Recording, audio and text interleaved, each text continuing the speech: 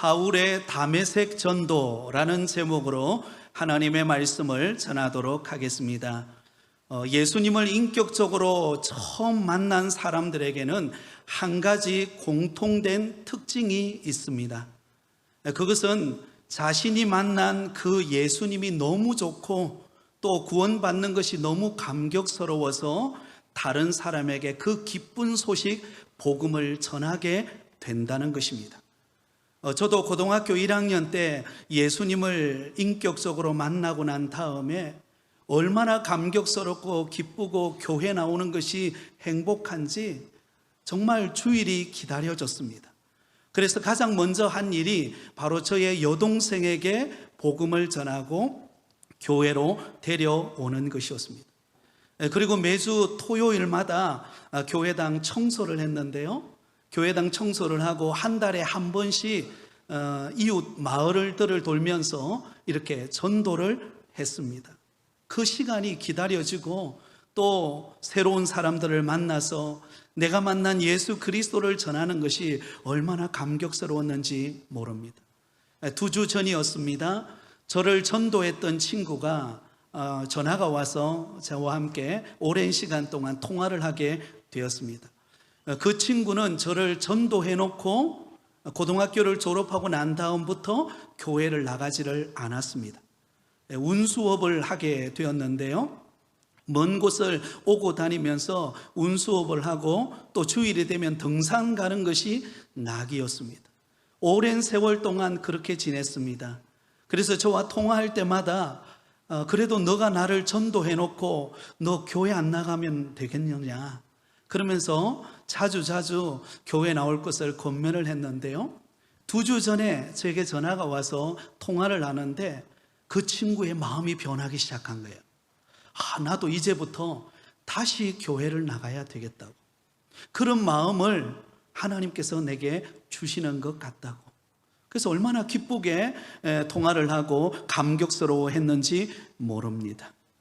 오늘 우리가 읽은 본문 말씀에도 보면 다메섹 도상에서 부활하신 예수님을 만났던 사울이 다메섹 여러 회당을 다니면서 그가 가장 먼저 한 일이 무엇인가? 복음을 전파하는 것이었습니다. 심지어 그는 죽음의 위기 가운데서도 결코 복음 전하는 것을 포기하지 않는 모습을 오늘 본문을 통하여 우리에게 보여줍니다. 여러분, 지난 주일 우리가 함께 살펴보았던 것처럼 사울은 본래 예수 믿는 사람들을 가장 싫어하고 예수 믿는 사람들을 잡아서 감옥에 가두는 일에 가장 앞장섰던 인물이었습니다. 여러분, 그가 다메섹에 오게 된 이유가 무엇입니까?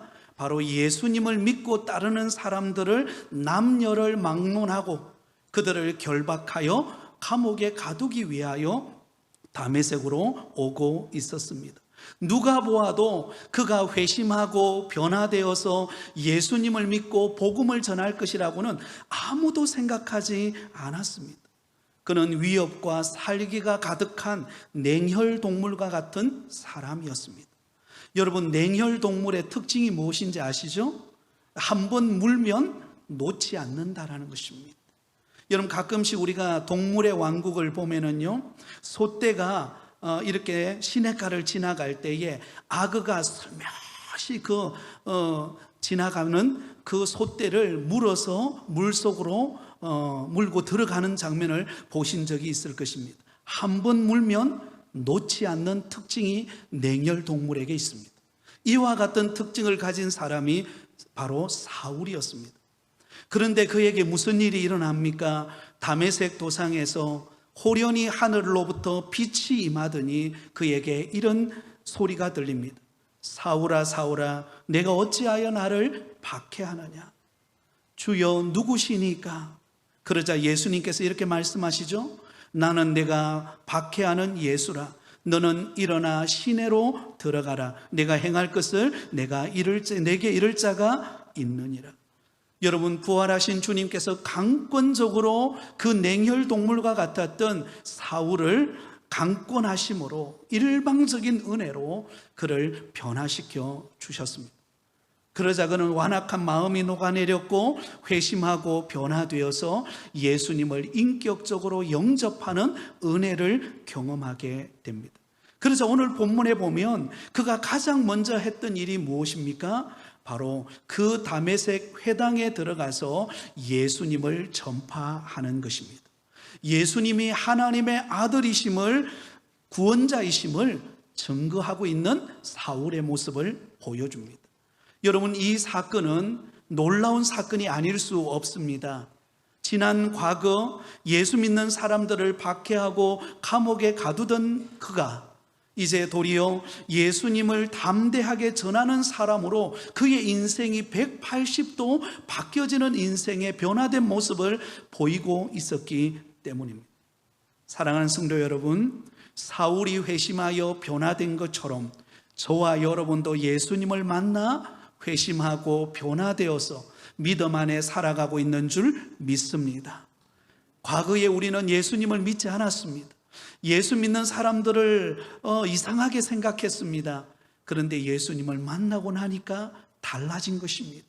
예수님을 인격적으로 만난 우리가 믿음 생활하는 이 즐거움과 감격 안에 우리가 살아가고 있습니다. 그렇다면 사울이 회심하고 변화된 것처럼 저와 여러분이 회심하고 예수님을 믿어 변화된 것처럼 아직 예수 믿지 않는 우리 가족과 친척과 이웃과 동료들, 그들도 언젠가는 회심하고 변화될 날이 올 줄 믿습니다. 그러므로 우리는 포기하지 말아야 합니다. 기도하고 복음을 전하고 기도하고 사랑으로 섬기는 가운데 그 영혼이 예수 믿고 구원받아 사울이 변한 것처럼 저와 여러분이 변한 것처럼 주님 안에 새로운 인생을 살아가는 은혜와 열매가 가득하시기를 예수님의 이름으로 축원드립니다. 자, 그렇다면 여러분, 오늘 본문을 통해 사울이 다메섹에서 가장 먼저 행했던 전도 사역의 특징이 무엇인가를 살펴보고 함께 은혜를 나누고자 합니다.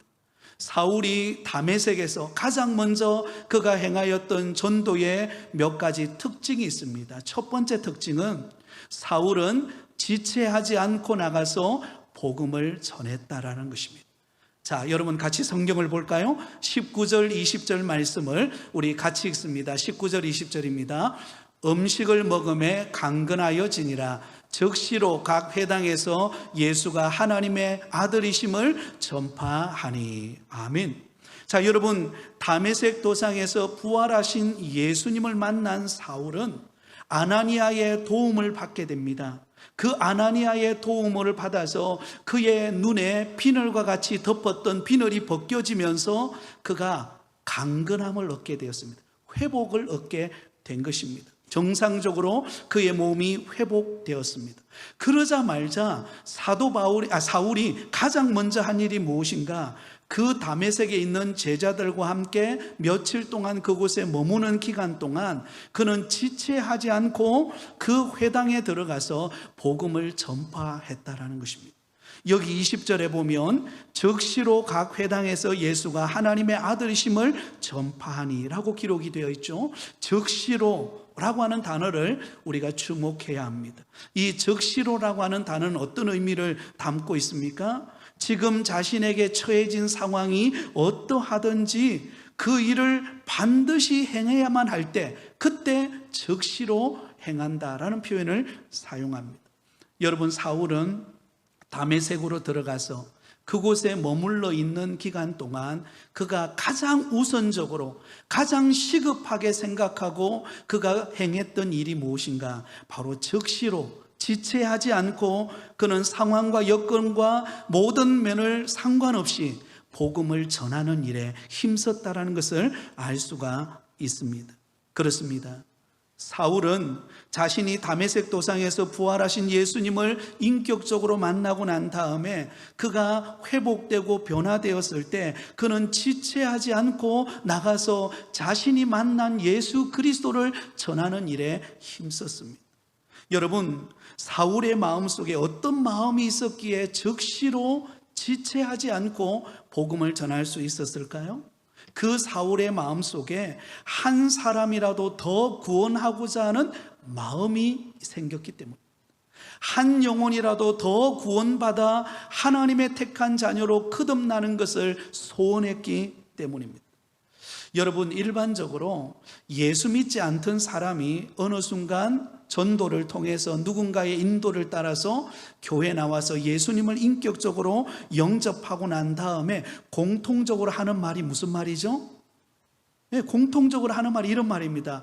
왜 이제서야 내가 예수님을 믿게 되었을까? 조금만 더 일찍 내가 예수님을 믿었다면 훨씬 더 좋았을 것을. 여러분, 대부분이 후회를 하게 됩니다. 이와 마찬가지로 사울 역시 그가 다메섹 도상에서 부활하신 예수님을 인격적으로 만나고 난 다음에 그의 생각 속에 가장 먼저 들었던 생각은 무엇입니까? 왜 내가 이제서야 예수님을 만나게 되었을까?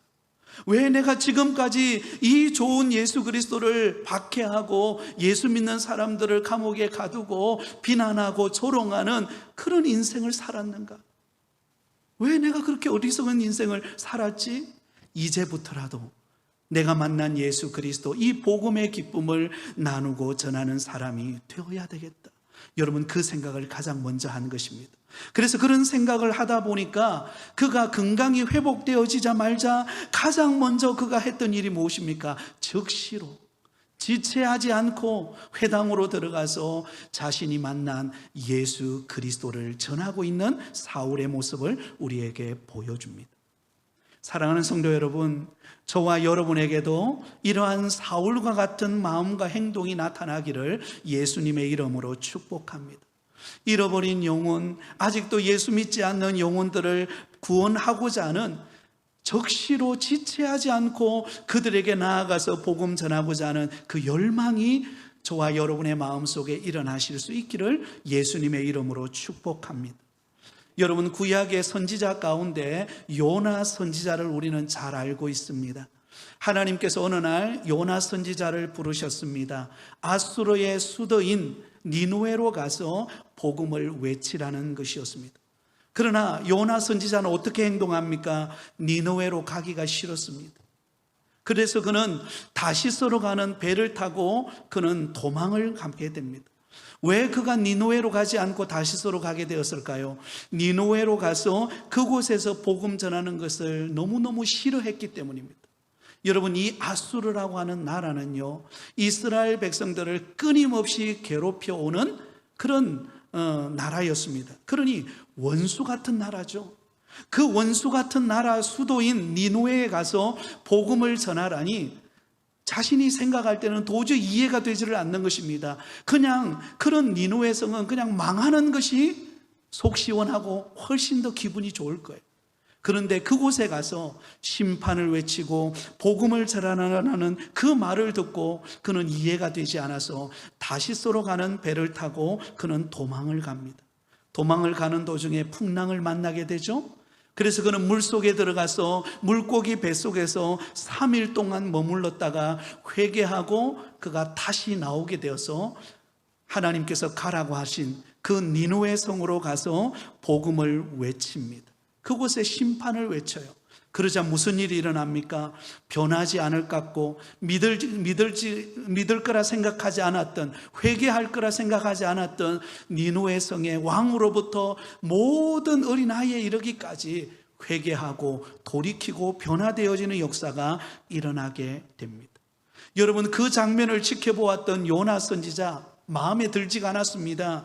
그래서 그 모습이 너무 싫고 그래서 방관하는 자세로 박넝쿨 그늘 아래 앉아 있었습니다. 그때 햇볕이 강렬하게 비치는 그 상황 속에서 박넝쿨 아래 그늘에 앉아 쉬고 있었습니다. 그 박넝쿨로 인하여 그는 기뻐하며 앉아 있었습니다. 그때 하나님께서 벌레를 보내어서 그 박넝쿨을 갉아먹게 합니다.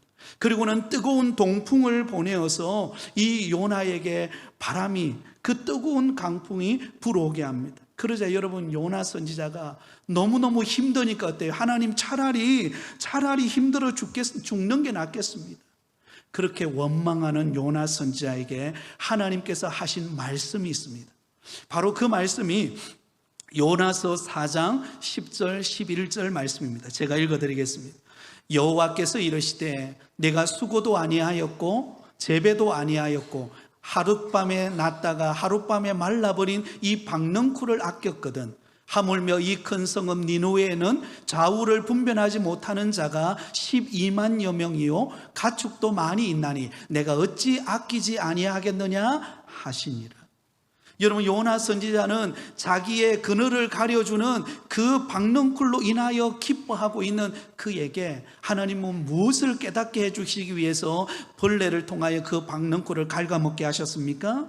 바로 그 니느웨 성에 좌우를 분별하지 못하는 12만여 명의 잃어버린 영혼을 하나님께서 찾고 계신다라는 그 하나님의 마음을 그에게 보여주시기 위해서 그 일을 행하고 계셨던 것입니다.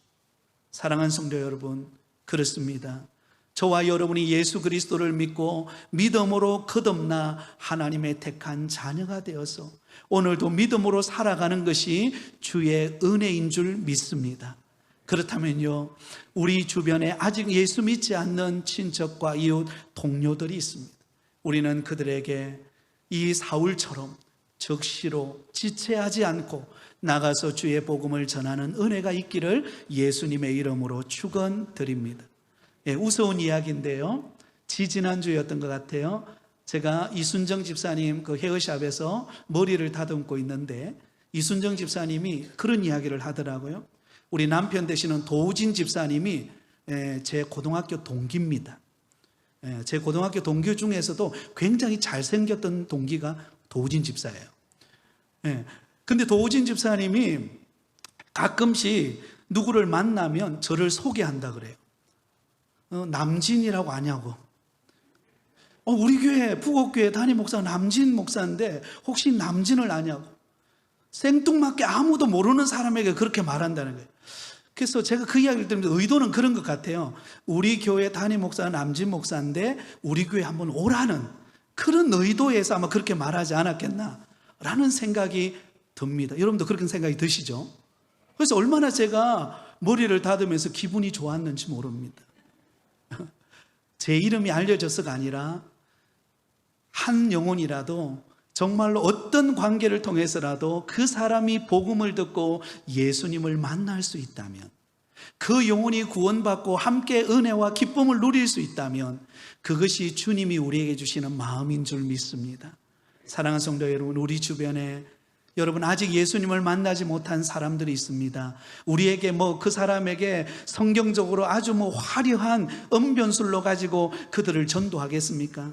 그게 아니라 이렇게 전도하면 됩니다.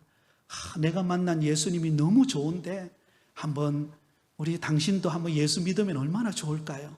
우리 한번 교회 갑시다. 우리 부곡교회 한번 갑시다. 여러분, 그게 전도인 줄 믿습니다. 하나님의 은혜의 손이 함께 할 줄 믿습니다. 자, 두 번째로 사울은 힘을 더 얻어서 복음을 전했다라는 것입니다. 힘을 더 얻어서 복음을 전했어요. 우리 성경 21절, 22절 말씀을 우리 성경을 보며 같이 읽겠습니다. 시작. 듣는 사람이 다 놀라 말하되 이 사람이 예루살렘에서 이 이름을 부르는 사람을 멸하려던 자가 아니냐. 여기 온 것도 그들을 결박하여 대제사장들에게 끌어가고자 함이 아니냐 하더라. 사울은 힘을 더 얻어 예수를 그리스도라 증언하여 다메섹에 사는 유대인들을 당혹하게 하니라. 아멘. 여러분, 사울이 정상적으로 그가 회복이 되었을 때 가장 먼저 다메섹 회당으로 가서 그는 즉시로 지체하지 않고 가서 담대하게 복음을 전했습니다. 그런데 그 복음을 받아들이는 사람들의 반응이 어때요? 전혀 엉뚱한 반응이 나타납니다. 어떤 반응이었습니까? 듣는 사람들이 다 놀랬어요. 왜 놀랬는가? 바로 그 복음을 전하고 있는 사울이 예루살렘에서 예수 이름을 부르는 사람들을 잡아서 감옥에 가두고 멸하고 무시하고 비난하던 자였기 때문입니다. 그리고 예수 믿는 사람들을 결박하여서 감옥에 가두기 위해서 대제사장에게 끌고 가기 위해서 공문서까지 들고 지금 다메섹으로 오고 있다는 사실을 누구나 다 그 소식을 들어서 알고 있었던 거예요. 그런데 그런 사람이 지금 예수님을 믿으라고, 내가 예수님을 만나고 내가 예수 믿고 구원받았는데 너희도 예수 믿고 구원받아서 나처럼 믿음으로 변화되어지는 삶을 살라고 그렇게 말했으니 누가 믿겠습니까? 누가 그것을 받아들이겠습니까? 아무도 인정하지 않는 거예요. 그래서 아니 과거에 저 사람이 예수 믿는 사람들을 잡아 감옥에 가두고 비난하던 사람이 어떻게 저렇게 바뀌었냐고, 정신이 이상한 거 아니냐고, 뭔가 문제가 생긴 거 아니냐고 수군거리기 시작했다라는 것입니다. 당연히 그렇게 생각하지 않았겠습니까? 과거의 사울의 모습으로 볼 때는 당연히 그렇게 생각하는 것이 당연했던 것입니다. 여러분, 우리가 누군가를 만나서 복음을 전하려고 할 때에 상대방이 나의 과거를 알고 있다면, 혹 내가 과거에 혹 실수하고 부족하고 연약했던 내 과거의 삶의 모습을, 수치된 모습들을, 잘못했던 모습들을 알고 있다면 그 사람 앞에 여러분 담대히 복음을 전할 수 있겠습니까? 쉽지가 않습니다. 오히려 의기소침해지고 복음을 전하기는커녕 오히려 숨어버릴 것입니다. 그런데 여러분, 사울은 그런 상황 속에서 어떻게 반응합니까? 힘을 더 얻어 예수 그리스도라고 정언했다라고 말하고 있습니다. 오히려 그 비난과 조롱과 또 수군거리는 그 말을 들었을 때에 사울은 의기소침해지고 그 자리를 피하는 것이 아니라 도리어 힘을 더 얻어서 그들에게 담대하게 예수 그리스도를 정언했다라는 것입니다.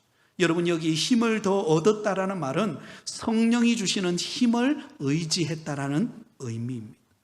여러분, 사울은 과거 예수님을 믿지 않았을 때는 그는 자기 힘을 의지했습니다.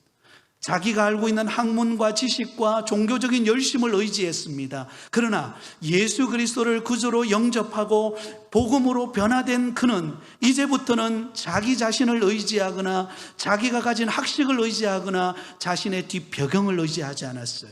그때부터는 성령을 의지하기 시작했습니다.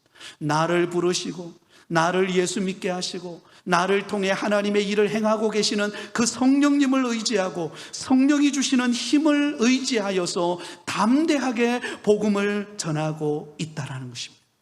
사랑하는 성도 여러분, 때로는 우리가 복음을 전하려고 할 때에 때로는 의기소침해지고 때로는 주춤해질 때가 많습니다. 왜냐하면 늘 우리가 만나는 사람들이 우리 주변의 대상이기 때문이잖아요. 그렇죠? 그들에게 가서 뭐라고 내가 이야기를 할까? 나에 대해서 너무 잘 알고 있는 사람들에게 뭐라고 복음을 전할까? 때로는 좀 부담스럽기도 하고 쉽게 복음이 전해지지를 않습니다. 그러다 보면은요, 우리가 복음 전하는 것이 주춤해질 때가 너무나 많습니다. 또한 마귀는 우리가 복음을 전할 때 우리에게 의욕을 상실시키기 위해서 온갖 우리의 연약함과 허물들을 덜추어냅니다. 우리 마음속에 이런 마음을 심습니다. 아이, 너같이 연약한 자가 무슨 복음을 전한다고? 너 자신이나 똑바로 해놓고 복음을 전해. 너가 행한 일을 너무 부끄러운 일인데 복음을 전한다고 누가 받아주겠느냐? 그러면서 여러분, 우리를 의기소침하게 만듭니다. 그러나 여러분, 우리는 기죽지 말아야 합니다. 오히려 성령을 의지하여서 담대하게 복음을 전하는 믿음의 성도들이 되실 수 있기를 바랍니다. 그럴 때마다요, 성령님 저를 도와주세요. 나는 부족합니다. 성령이 주시는 힘과 능력으로 담대하게 복음을 전할 수 있도록 은혜를 베풀어 달라고 기도하시기를 바랍니다. 로마서 8장 26절에 보면 이렇게 말씀합니다. 이와 같이 성령도 우리 연약함을 도우시나니 우리는 마땅히 기도할 바를 알지 못하나 오직 성령이 말할 수 없는 탄식으로 우리를 위하여 친히 간구하시느니라. 여러분, 성령님이 우리를 도우실 것입니다. 때로는 우리가 여러분, 이거는 전도하는 일뿐만 아니라 우리에게 주어진 그 어떤 일도 우리의 힘과 능력으로 해결하지 못하는 문제들이 얼마나 많은지 모릅니다. 그럴 때마다 성령님을 의지하고 도움을 구할 때 우리의 연약함을 아시는 성령께서 우리에게 힘을 실어주실 줄 믿습니다. 은혜를 베풀어 주셔서 여건과 환경을 열어주신다는 사실을 믿고 성령을 힘입어 담대하게 복음을 전하고 믿음으로 살아가는 저와 여러분이 되시기를 예수님의 이름으로 축원드립니다. 마지막 세 번째로는요, 사울은 생명의 위협을 받으면서도 복음을 전했습니다. 생명의 위협을 받는 중에도 복음을 전했어요. 자, 오늘 본문 23절에서 25절까지 말씀을 우리 성경을 보고 같이 읽습니다. 시작. 여러 날이 지남에 유대인들이 사울 죽이기를 공모하더니 그 계교가 사울에게 알려지니라. 그들이 그를 죽이려고 밤낮으로 성문까지 지키거늘 그의 제자들이 밤에 사울을 광주리에 담아 성벽에서 달아 내리니라. 아멘. 자, 여러분, 사울이 정상적인 몸이 회복되어지고 그래서 회당에 들어가서 그가 담대히 복음을 전했습니다.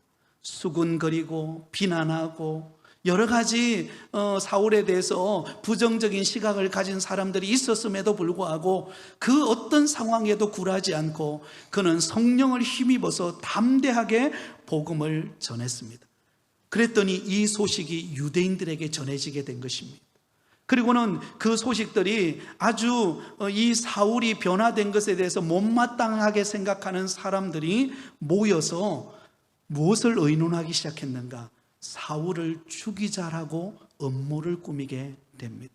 저대로 그대로 내버려 두어서는 안 된다. 사울을 저대로 내버려 두었다가는 많은 사람들이 예수 믿고 변화되고 그 사람들이 우리 유대교를 떠나게 될 것이다. 그런 두려움을 느낀 이 유대인들이 사울을 죽이기 위해서 공모하고 음모를 꾸미게 됩니다. 그래서 그들이 그를 죽이려고 밤낮으로 성문까지 지키고 있었습니다. 나타나기만 해봐라. 가만두지 않을 것이다. 바로 그때 여러분, 이 위기 가운데 어떤 일이 벌어집니까? 그의 제자들이 그 소식을 알고 사울을 광주리에 담아서 성벽 아래 달아 내립니다. 그 위기를 모면하게 하십니다. 그런데 여러분, 사울은 이러한 죽음의 위기의 음모가 있는 상황 속에서도 그는 복음 전하는 것을 포기하지 않아요. 우리가 앞으로 살펴보겠지만 사울은 끊임없이 그 어떤 위기와 고난 앞에서도 여러분 주눅들지 않습니다. 오히려 담대하게 복음을 전하기 시작합니다. 그럴 때에 하나님께서, 생명의 주관자이신 하나님께서 그 사울을 지키시고 가는 곳곳마다 동행하시고 피할 길을 내시고 하나님의 은혜 가운데 그를 붙들고 가고 계시는 것을 보게 됩니다. 사랑하는 성도 여러분, 때로는 우리가 주의 복음을 전할 때에 우리 앞에 여러 가지 핍박과 고난과 어려움이 찾아옵니다. 여러분, 예수 믿는다고 고난이 안 옵니까? 어려움이 안 옵니까? 찾아옵니다. 그럼에도 불구하고 우리는 주눅들거나 낙심하지 말고 담대하게 주의 복음을 전하는 은혜가 있기를 바랍니다. 그러면 여러분, 우리의 생명은 하나님께 속해 있습니다. 아멘. 여러분, 유대인들이 아무리 음모를 꾸미고 사울을 죽이려고 온갖 방법을 다 동원해봤자요, 소용이 없어요. 왜? 하나님이 사울을 다 붙들고 있기 때문에. 사울의 그 사명이 다하는 날까지 하나님이 그를 붙들고 계시기 때문에 그 어느 누구도 해할 자가 없는 거예요. 그래서 사울은 내가 지금 생명의 위협을 받느냐, 어떤 위기를 만나느냐, 그게 그의 관심이 아니라 오히려 자신에게 주어진 사명, 이 복음을 어떻게 하면 전할 수 있을까? 어떻게 하면 더 믿지 않는 영혼에게 예수님의 복음을 전해서 그 영혼이 예수 믿고 변화되어지고 하나님의 자녀가 될 수 있을까? 하나님의 나라와 의를 구하는 자가 될 때 하나님이 그의 생명을 지켜주시는 것을 보게 됩니다. 그래서 그는 나중에 로마도 가잖아요. 스페인도 가잖아요. 하나님께서 그 앞길을 책임지고 인도해 가고 계시는 것을 보게 되는 것입니다. 사랑하는 성도 여러분, 저와 여러분의 가정에 여러 가지 어려움의 문제와 난제를 안고 있을 것입니다. 여러분, 추석 때 친척과 또 가족들을 만나면 기쁜 것도 있지만요, 저도 그렇더라고요. 만나고 나면 뭔가 기도 제목이 더 많아져요. 여러분, 그렇지 않으셔요? 만나고 나면 막 홀가분해지고 뭔가 막 기쁘고 이래야 되는데, 물론 그런 면도 있지만 또 한편으로는 무거워요. 왜? 기도 제목이 더 많아지고 더 많이 기도해야 될 게 더 많아지는구나 하는 무거운 마음을 안고 집으로 돌아옵니다.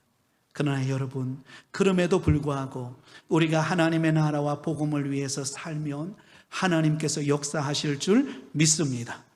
특별히 우리는 10월 13일 하반기 새생명 전도 축제를 준비하고 있습니다. 여러분, 이 날은 천국 잔치가 펼쳐지는 날입니다. 여러분, 잔칫날은요, 손님이 있어야 돼요. 잔칫날에 손님이 없으면 그것처럼 썰렁한 게 없습니다. 그렇다면 저와 여러분의 마음속에 오늘 사울이 가졌던 그 마음이 저와 여러분의 마음이 되기를 바랍니다.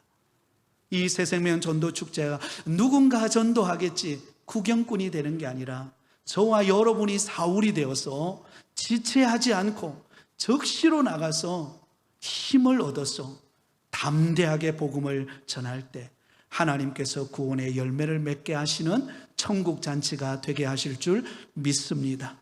추수의 계절 가을, 이제는 무더위도 지나가고 이제는 선선해지는 때입니다. 이때 우리가 기도하고 복음 전하여서 구원의 열매를 맺어 사울이 누렸던 그 구원의 기쁨과 감격이 저와 여러분의 것이 되고, 또한 이곳에 초청받아 예수 믿고 구원받는 영혼이 주님 안에서 기쁨을 누리는 은혜의 역사가 나타나기를 소망합니다. 이를 위하여 담대하게 복음을 전하는 저와 여러분이 되시기를 예수님의 이름으로 축원드립니다.